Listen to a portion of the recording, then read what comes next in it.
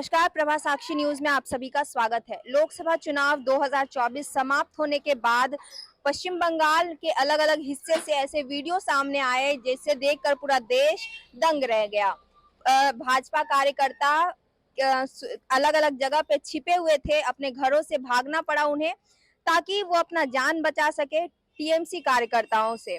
तो ये इतिहास है बंगाल का, ये कई समय से देखा जा रहा है और सिर्फ इस इलेक्शन में नहीं, विधानसभा चुनाव में भी ये देखने को मिला था, पंचायत चुनाव में भी ये सब कुछ देखने को मिलता है। तो इस वक्त हमारे साथ भाजपा कार्यकर्ता मौजूद है, अंकित जी। तो इनसे हम बातचीत करेंगे और जानेंगे कि इस तरह का जो सिचुएशन होता है इससे कार्यकर्ताओं के ऊपर कितना ज्यादा असर पड़ता है, क्योंकि कहीं ना कहीं जो कार्यकर्ता होते हैं वो उन पे असर पड़ता है, उनके अंदर थोड़ा सा डर पैदा होता है, जो कि जिसका असर साफ तौर पर इलेक्शन में देखने को मिलता है। सबसे पहले तो स्वागत है आपका हमारे चैनल पे।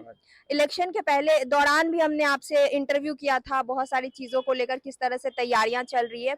इस वक्त हम ये जानने के लिए आपके पास पहुंचे हैं कि जो भाजपा कार्यकर्ता हैं उनके वीडियो सामने आ रहे हैं जिसे देखकर पूरा देश दंग रह गया है कि उन पे हमले किए जा रहे हैं। कैसे देखते हैं इसको? और ये आज से नहीं, बहुत टाइम से भाजपा कार्यकर्ता को झेलना पड़ रहा है, हर इलेक्शन के बाद उन्हें झेलना पड़ता है।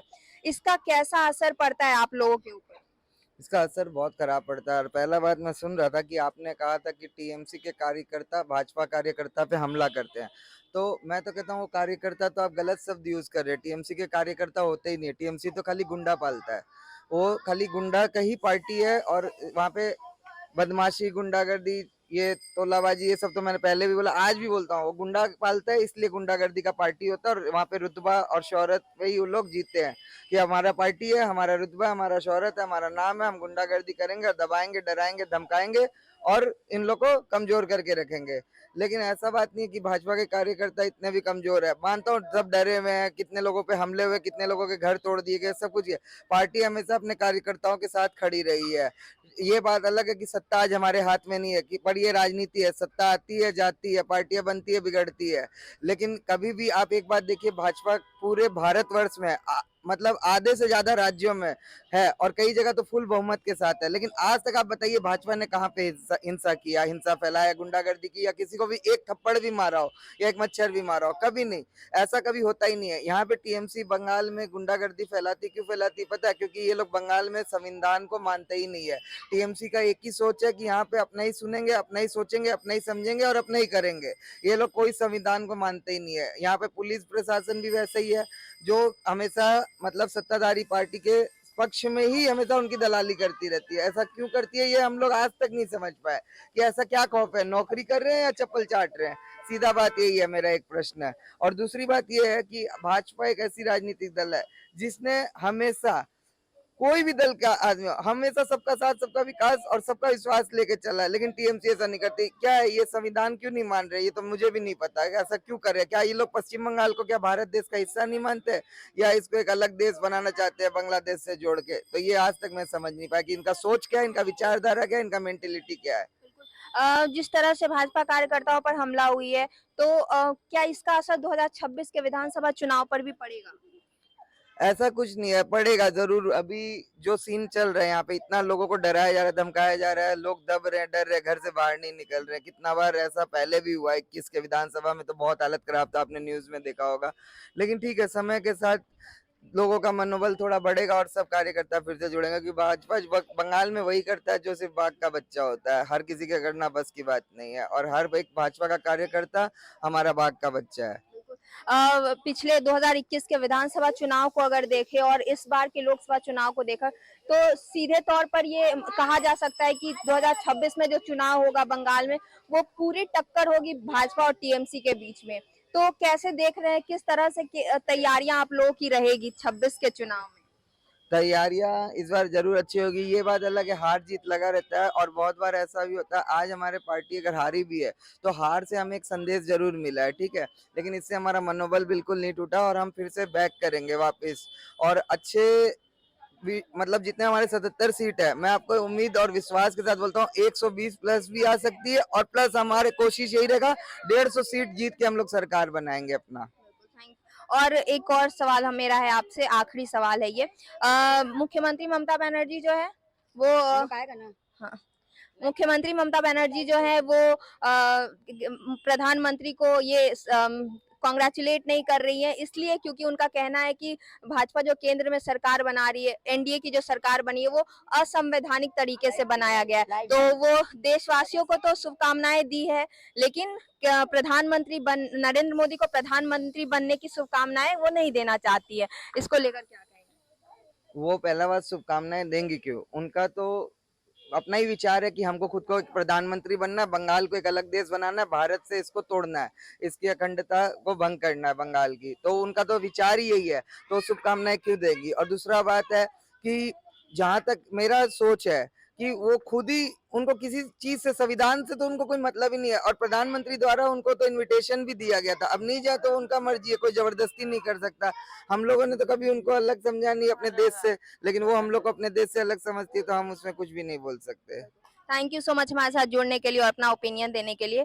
तो ये थे अंकित जी जिन्होंने अपनी राय दी और भाजपा कार्यकर्ताओं पर किस तरह से जो हमले हो रहे हैं उसको लेकर इन्होंने बातचीत और की। मैं एक बात कहना चाहूंगा कि असंविधान की बात है, सॉरी मैंने बात को काटा, कि यहाँ पे इलेक्शन किस तरीके से होता है आप देखते ही हैं। यहाँ पे असंविधान का तो सारा सिस्टम ही वही है, आपको वोट नहीं देने दिया जाएगा, आपको घर से नहीं उतरने दिया जाएगा, आपको डराया जाएगा। अगर आप हिंदी भाषी हो तो आपको बोला जाएगा घर से उतरोगे तो पानी का लाइन काट देंगे, बिजली का कनेक्शन काट देंगे, ये सब यहाँ पे बोला जाता है। खुद यहाँ पे विधायक हो चाहे वो सांसद हो, कोई भी हो, यहाँ डराना दम। ये देखिए महिला लोग हैं यहाँ पे, आप सबसे यहाँ पे महिलाएं हैं बहुत सारी। जीत किस काम का? जो असंवैधानिक तरीके से जीता गया जीत है। और पश्चिम बंगाल की जनता जानती है कि यहाँ पे जीत कैसे जीतती है टीएमसी। कभी भी आज तक एक जेन्युइन इलेक्शन अगर हो, जेन्युइन तरीके से वोट हो, तो यहाँ पे टीएमसी पार्टी कभी भी नहीं जीत पाएगी। पश्चिम बंगाल में परिवर्तन आएगा ही आएगा, लेकिन यहाँ की सरकार इस तरह, पुलिस पूरा दलाली करती है और कभी भी वोटर लोग के साथ भी नहीं खड़ी रहती है। पुलिस का काम यही है, डरती है, धमकाती है और उन लोग को पीछे से सपोर्ट करती है। क्या कहेंगी मैम? हाँ, यहाँ पे सरकार का ममता को ही जीतना है, टीएमसी का है नियम, यहाँ कभी बीजेपी आ ही नहीं सकता। नहीं आ सकता। 2026 में फिर से चुनाव है, क्या लग रहा है? तब का तब देखा जाएगा, उसमें ममता ही आएगी। बंगाल का नियम ही है, यहाँ पर टीएमसी को जिताने का ही है। अच्छा, नरेंद्र मोदी जी जो फिर से प्रधानमंत्री बन गए, कैसे देखते हैं? क्या लग रहा है ये जो सरकार बनी है ये टिकेगी 5 साल? अब देखो टिकेगी कि नहीं, ये तो भगवान के ऊपर है, टिकने देंगे तब ना यहाँ के लोग। अयोध्या जी बना के इतना अच्छा काम किया, उसके बाद कोई वोट नहीं दिया उनको। तो क्या लगता है यूपी वासी जो है, अयोध्या के जो लोग हैं, वोटर है, सत्संग में जो सनातनी धर्म है, कोई धर्म थोड़ी ना है, जबरदस्ती वाला बनाया कराया जा रहा है, लुटाया जा रहा है बस। अयोध्या जी आज जो मोदी जी बनाए इतना अच्छा काम किया, उनको कोई एक वोट नहीं दिया। वहाँ पर पानी बिजली नहीं था, उसको बनाया, सड़क बनाया, उसमें कोई वोट नहीं दिया उनको। तो सब दलाली ना, सब यहाँ के पुलिस लोग भी सब चोरी है। और क्या कहेंगे अंकल? बस वो जो बोल रही है ठीक ही बोल रही है, गलत कुछ नहीं। यहाँ फेयर काम होता नहीं है। मोदी जी की सरकार, एनडीए की सरकार चलेगी 5 साल लग रहा है? हाँ, सरकार तो संग, अब तो ये क्लबिंग हो गई है, तो क्लबिंग वाले जो चाहेंगे तो चलेगी। ये सब ये डिपेंड करता है क्लबिंग के ऊपर। दो ऐसे गठबंधन, जो ऐसी पार्टी है जिनका कोई भरोसा नहीं है, उनका नाम ही है पलटू राम, तो कभी भी वो पलटते रहते हैं। लगता है कि विपक्षी अगर अच्छा कुछ देंगे तो वो पलट जाएंगे वापस, तो सरकार तो गिर जाएगी। अभी से खबर आ रही है नीतीश कुमार फिर पलटेंगे, खबर आ रही है। तब तो एनडीए की सरकार 5 साल कैसे टिकेगी? नहीं टिकेगी, फिर गिर जाएगी, या फिर कोई रास्ता निकालेंगे वो। क्या लगता है फिर इसका असर कहीं ना कहीं देश के विकास पे पड़ेगा? एकदम पड़ेगा। इस तरह से मोदी जी भाजपा बहुमत से जीत हासिल की थी, तो अपने मनमानी तरीके से, अपने हिसाब से देश के विकास के लिए काम करती थी। अब तो वो मनमानी नहीं कर पाते, मनमानी नहीं कर पाएंगे, और ये लोग नहीं साथ देंगे तो नहीं कर पाएंगे। लेकिन मोदी जी में इतनी क्षमता है, इतनी क्षमता है, वो कोई ना कोई रास्ता निकाल लेंगे, कोई ना कोई निकाल लेंगे। उनमें बुद्धि है, इसीलिए इतना 14 साल अब गुजरात में टिके हैं, अपनी बुद्धि से टिके हैं। 10 साल यहाँ कार्य अपनी बुद्धि से चले, वो निकाल लेंगे, ठीक निकाल लेंगे। तो ये आम लोगों से भी हमने बातचीत की, और एनडीए की गठबंधन की जो सरकार केंद्र में बनी है, इसको लेकर आम लोग क्या सोच रहे हैं उसको लेकर हमने बातचीत की। इन तमाम चीजों को लेकर आप लोग क्या सोचते हैं हमें कमेंट करके बताइएगा। फिलहाल के लिए बस इतना ही। आप देख रहे थे प्रभास साक्षी न्यूज बंगाल से, मेरा नाम रिमझिम है। अगर आप भी लेना चाहते हैं देश दुनिया की तमाम जानकारी, तो आज ही सब्सक्राइब करें हमारे चैनल को। साथ ही नीचे दिए बेल आइकन को जरूर दबाएं ताकि हर अपडेट आप तक पहुंच सके।